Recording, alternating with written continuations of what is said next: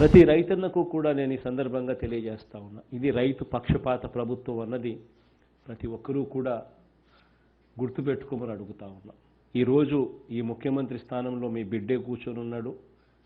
ఏ ఒక్కరికి కూడా అన్యాయం జరగదు, మంచి జరుగుతుందని మరొక్కసారి మనస్ఫూర్తిగా చెప్తా ఉన్నా.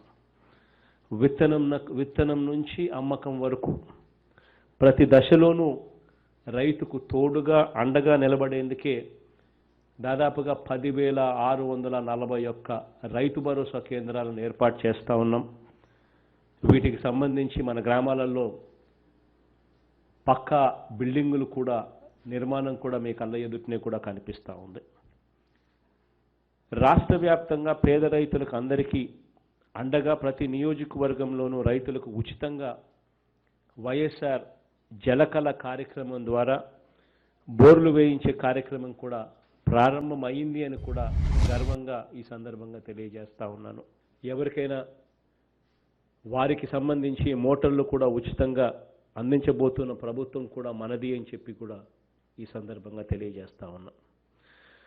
గత ప్రభుత్వం ఉచిత విద్యుత్తుకు చెల్లించకుండా పెట్టిన 8,655 కోట్ల బకాయిల్ని చెల్లించిన ప్రభుత్వం కూడా మనదే అని గర్వంగా కూడా ఈ సందర్భంగా తెలియజేస్తా ఉన్నాను. ధాన్యం సేకరణ బకాయిలు గత ప్రభుత్వం 960 కోట్ల రూపాయలు పెట్టిపోతే విత్తనాల సబ్సిడీ కింద మన ప్రభుత్వం వచ్చే నాటికి గత ప్రభుత్వం చెల్లించకుండా వదిలేసిన మరో 384 కోట్ల రూపాయలు బకాయిలుగా వదిలేసిపోతే రైతులకు వడ్డీ లేని రుణాల కింద చెల్లించాల్సి ఉన్న 1,180 కోట్ల రూపాయలు వదిలేసి వెళ్ళిపోతే ప్రభుత్వం రైతులకు కట్టకుండా ఇవన్నీ కూడా మీ బిడ్డగా రైతుల పక్షపాతిగా ఇవన్నీ కూడా ఈ బకాయిలన్నీ కూడా మన ప్రభుత్వమే చెల్లించింది అని చెప్పి కూడా సగర్వంగా ఈ సందర్భంగా తెలియజేస్తా ఉన్నాను.